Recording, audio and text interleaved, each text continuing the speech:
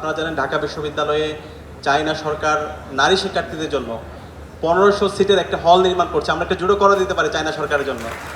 তো নিঃসন্দেহে এটা একটা বড় একটা কাজ। এই বিশ্ববিদ্যালয় প্রতিষ্ঠার পর থেকে আমরা আবাসন সংকটের মধ্যে দিয়ে যেতে হচ্ছে। তো সেই আবাসন সংকট দূর করার জন্য, বিশেষ করে নারী শিক্ষার্থীদের আবাসন সংকট দূর করার জন্য চায়না সরকার যে হল নির্মাণের উদ্যোগ নিয়েছে, ইতিমধ্যে হলের জায়গা ফিক্সড হয়েছে। আশা করছি খুব দ্রুত সময়ের মধ্যে এই হল নির্মাণের কাজ শুরু হবে এবং এই হল নির্মাণের কাজ শেষ হলে আমরা আশা করছি বিশ্ববিদ্যালয় আবাসন সংকট অনেকটা দূর হবে ইনশাআল্লাহ।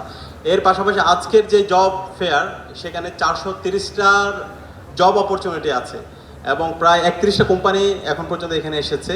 আশা করছি আমাদের শিক্ষার্থীরা তাদের সিভি দিয়েছে এবং যোগ্য প্রার্থীদেরকে এখানে বাছাই করা হবে এবং আশা করছি এই ধরনের আয়োজনগুলো আমরা অব্যাহত রাখবো। এটা বিশ্ববিদ্যালয়ের দায়িত্ব ছিল, সরকারের দায়িত্ব ছিল, তারাও করছে।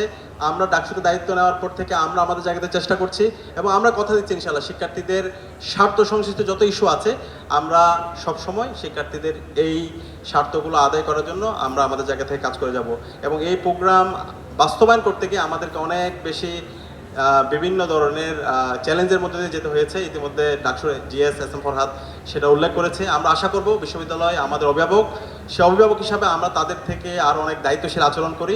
তা আমরা আশা করব সকল অংশীজনদেরকে সাথে নিয়ে ডাকসু যেভাবে কাজ করেছে ভবিষ্যতে বিশ্ববিদ্যালয়ের প্রশাসন এবং যারা নির্বাচিত হবে তারা সকল শিক্ষার্থীদের অধিকার আদায়ের জন্য তারা কাজ করবে এবং আমরা ইনশাআল্লাহ গত 11 মাসে শিক্ষার্থীদের কাছে যে কমিটমেন্টগুলো দিয়েছিলাম ডাকসু নির্বাচনের সময়, আমরা চেষ্টা করেছি এত প্রতিকূলতার মধ্যেও প্রত্যেকটা ইস্তেহারগুলো অ্যাড্রেস করার জন্য, শিক্ষার্থীদের জন্য একটা নিরাপদ ক্যাম্পাস নির্মাণ করার জন্য এবং আশা করছি সামনে ডাকসু নির্বাচন হবে, সেই নির্বাচনে নির্বাচিত প্রতিনিধিরা শিক্ষার্থীদের যে যৌক্তিক অধিকারগুলো আছে সেই অধিকারগুলো তারা আদায় করবে এবং ক্যাম্পাসের এই গণতান্ত্রিক ধারা অব্যাহত থাকবে।